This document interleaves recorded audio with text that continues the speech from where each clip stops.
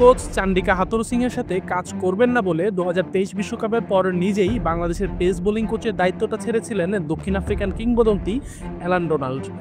তবে বাংলাদেশে তার ছাত্রদের সাথে তার সম্পর্কে ভাটা পড়েনি একটুও।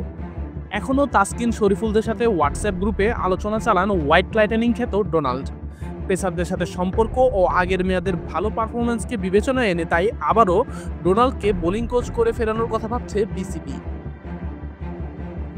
অ্যালান ডোনাল্ডের সাথে বাংলাদেশের সাবেক হেড কোচ চান্ডিকা হাথুরুসিংহের বিবাদটা অনেকটা প্রকাশ্যই ছিল। ২০২৩ বিশ্বকাপের পর তা সবার মুখে মুখে চলে আসে। তখন স্বেচ্ছায় অব্যাহতি দেন সাবেক এই দক্ষিণ আফ্রিকান পেসার।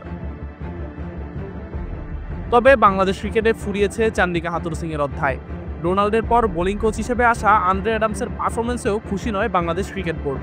২০২৬-এর ফেব্রুয়ারি পর্যন্ত মেয়াদ থাকলেও চুক্তি আর এগিয়ে নিতে চায় না বিসিবি। ইতোমধ্যেই নতুন পেস বোলিং কোচের সন্ধানেও নেমে গেছে তারা। পেস বোলিং কোচ হবার শর্টলিস্টে আছে ৩ জনের নাম। সাবেক পাকিস্তানি পেসার উমর গুল, অজি শন টেইটের সাথে আছে অ্যালান ডোনাল্ডের নামও। তবে খেলোয়াড়দের চাহিদা ও আগের মেয়াদের ভালো পারফরমেন্স বিবেচনায় ডোনাল্ডকেই পেতে চাইছে বিসিবি। নিজের সময়কালে বাংলাদেশের পেস বোলিং লাইনআপকে নিয়ে দারুণ কাজ করেছিলেন ডোনাল্ড। ডোনাল্ডের সময়ই তাসকিন, শরীফুল, হাসান, এবাদতরা ক্যারিয়ারের সেরা সময়টা কাটিয়েছেন। খেলোয়াড়দের সাথে ডোনাল্ডের ব্যক্তিগত সম্পর্কও ছিল দারুণ।